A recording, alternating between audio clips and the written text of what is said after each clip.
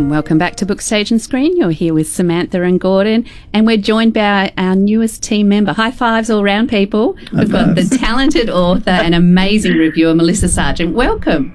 Hi there. Thanks so much for joining our little team. You actually get through more books than me, which is about one every 3 months. So it's great to have you on board because we want to hear about these wonderful books that you've been reading. And we should just say Melissa is a talented author herself, correct? Mm-hmm. Yes. Yes, of course. Yes. Yes. It's not a question, Melissa. It's a statement. You're a talented author, but an amazing reviewer. And we'll tell people at the end where they can find more of your reviews. But let's start with the first one. What have we got? Well, the first book that I have today is called La Rose. Mm-hmm. It's by Louise Erdrich. It's a really fascinating book because it's got it's a touch of Native American culture. Yeah. It's the story of a man who goes hunting a stag. At the end of the season, he's been watching this stag, and it's been getting fatter and fatter. He finally decides he's going to take this stag to feed his family, and he takes the shot and accidentally kills the son of his neighbour, right. who's 5 years old. And this is really sets off the entire book. Okay. So it's I suppose it's a very emotional beginning. It's not a spoiler because it's in the very first part of the book. It's in the blurb. It's on all of the publicity. Yeah. But what happens after that is these two families have to come to terms with what the aftermath is of this young boy being killed. Yeah. And so they have a session. The Landrow, he has a session in the sweat lodge with his wife, and they decide that they're going to follow an ancient tradition, and they're going to give their own son, La Rose, to this family to raise as their own. Oh, that's interesting. Jeez, that's pretty hardcore. Is that? Is this based on a true story, or? It's based on the real life traditions. Right. One of the things, if you read anything about it, one of the things that really gets people emotional about this book is the fact that they can't believe that a family would actually do this. The book is set in 1999, so they can't believe in a modern day that people would actually follow this tradition. Okay. But I sort of came to this book because it was recommended as reading. When you look on Goodreads, sometimes they give you review books of recommendations, and this was one of them. It was recommended after Commonwealth by Anne Patchett. Okay. So I don't always find those recommendations accurate. But in this instance, it was really fascinating. And so the book follows this journey of these two families as they manage the aftermath of the death of one boy, and then another family who has the grief of passing their own son on to be raised by their neighbours. Wow, that sounds really interesting. So they still see their son, though, if it's a neighbour situation? In the beginning, they don't have contact with him, and it's really the only person in the story who seems to fully comprehend how hard it is for the little boy, La Rose, is the adoptive father, who then instigates the visitation between two lots of families. But he can't bring himself to end the arrangement because it's having La Rose in his household is really the only thing that is keeping his wife from completely breaking down over the loss of her son. So it's a pretty fascinating book, and it has a little bit of magic realism. There's a lot of Native American spirituality in there. There's some really intelligent teenage girls who take the sister of the boy who was killed under their wings as she starts to go off the rails, and that's nice to know as well, to see teenagers sort of acting in a way that's admirable, and supportive. And what's your rating out of 10 or 5 or whatever you do? Generally, I rate stuff on this show as 5 mutant thumbs on a mutant hand. Yes. So there's one hand with 5 thumbs. Yeah, I didn't tell you about the mutant thumbs. Sorry about that. So what does it get? How many mutant thumbs? Well, out of 5, I would say it's probably 4 4.5. Great. You have to be prepared to face some fairly challenging themes. Yeah. And if you can get through those themes, and if you can put yourself into the story rather than looking at it from the outside, you'll really find some things fascinating in there, and you'll probably learn quite a bit Okay, great. along the way. It was a really excellent book. I enjoyed it a lot, and probably my best recommendation, Gordon, is that I would say this is the first book of Louise Erdrich's that I've read, and I would seek out other books of hers to read. Well, that's always a good recommendation, isn't it? That's the way you know it's been good. That's right. So we move on to the next one is... Yes, the next one is A Letter from Italy by Pamela Hart. Yeah.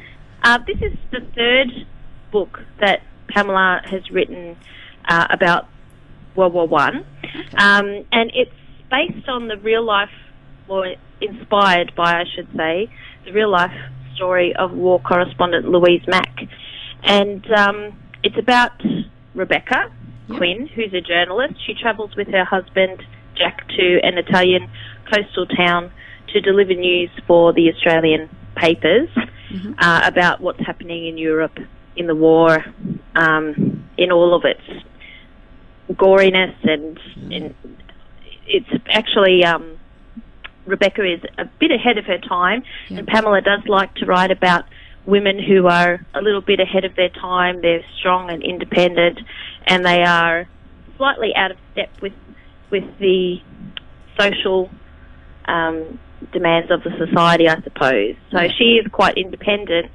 and her husband is seemingly supportive of her being a journalist as well. Yeah. Until he goes off chasing a story about smugglers, and she's left behind to sort of fend for herself. Okay. And she decides to continue to send reports back to Australia, but she discovers that maybe he wasn't as supportive as she first thought about her journalistic intentions. And so she strikes up a bit of a working relationship with an Italian-born American photographer, and they go... I like where this is going. Yes, it's actually a fascinating partnership that the two of them have that's based in friendship, which becomes something more because the environment is highly emotional and dangerous, and the situations that they're in are quite challenging. A relationship sort of develops because of that. And this book is one of those ones where, have you ever read a book where you think to yourself, oh, I'd really like to go to that particular place, or I'd really like to, go and have a beer down at that pub, or... Yeah. This is one of those kinds of books where Pamela has created this place, a cafe called Nonna Rosa's Cafe, and Nonna Rosa is like a really fierce character, larger than life, and her cafe is one of those places that you just wish that you could go and have a meal. You could sit there and have a meal. Great. Well, that's good. So she's obviously got a great descriptive voice in her books. She does. Yeah. She does, and she's a meticulous researcher as well. So there is a lot of really accurate research that is in it that builds those stories. So if you like that, you would probably like her other books, The Soldier's Wife and The War Bride, as well, because they are based around the military. Okay, wonderful. How many mutant thumbs? Mutant thumbs. Well, I would say the same, about 4.5 for this as well, because I really enjoyed it, and I suppose the other day when it was pouring with rain here in Sydney, I was thinking to myself, gee, I'd really like to go to Nonna Rosa's and have a bowl of pasta. That'd be really great. But couldn't. I had to pick up the book and read it for myself. That's a good sign that kind of thing stays with you too. Don't read any books about alcoholics or something. That's the influence it's having on you. Yes. There are lots of books about alcoholics. Lots and lots of them. But yes, yeah. Well, maybe in your next review you can tell us all about the alcoholics. Sure. So is there some books that you'd recommend as well? We've got Mother's Day coming up, and we've got some other recommendations from you. What would they be? Well, Mother's Day, I suppose you don't want to put people into a box. I'm going to go a little bit left of field with my Mother's Day recommendations this time around. I've got Junk Food Japan, which is a non-fiction book by Scott Halsworth. It is a cookbook about Japanese food, and it's like, well, it's sort of not really accurate to say that Japanese food is junk food, I suppose, but there are fried elements in it, so I suppose we can say that. Yep. This book is sort of very hipster. It's along the line. He tells little stories about his recipes along the way, and if you don't mind a bit of, you know, a little bit of cheek, your mum would like this book. You'd get some good food out of it as well, or maybe you could cook something great for mum. And he's a little bit cheeky, but it's a lot of fun, that particular book, and the recipes actually work quite well, and they've been a big hit with the kids here. Oh, excellent. We've got the Museum of Modern Love, which has just won the Stella Award, actually, the Stella Prize, by Heather Rose. And that is about the sit-in. I don't know if you remember, there was a sit-in called The Artist is Present. There was an artistic show where she sat across the opposite, the artist sat across opposite of the table from, people could just sit there and look at her. There was no speaking, but you could interact. And this book is a sort of a mesh between that real life thing and a fictional story, and it's actually a pretty amazing book. Okay. With an excellent range of characters. My favourite is the Muse in that. I just found that amazing. Okay. And coming up next week, I think it comes out, is a Carly Lane, If Wishes Were Horses. Yep. And I think that Carly Lane has loads of books out, and she has quite a following. And this one, look, I think she really loves her horses. If you follow her on Facebook, she is a huge horse fan, and rescues horses. And you know, she's a real country girl. So I think this would be a really good pick. And she has a really interesting story. This also has a little bit of a World War I theme, because the main character finds the diary of a light horse trooper in the house that she buys. Oh, okay. So that would also be a good one coming up. Great. Well, they're great recommendations. Thanks, Melissa. That's fantastic. And thanks for taking on the mutant thumbs. No problem. Yeah. I'll have to give the mutant some more thought. Yes. No, probably not. Probably not. Well, basically, if it's only got one mutant thumb left, it's a completely mangled.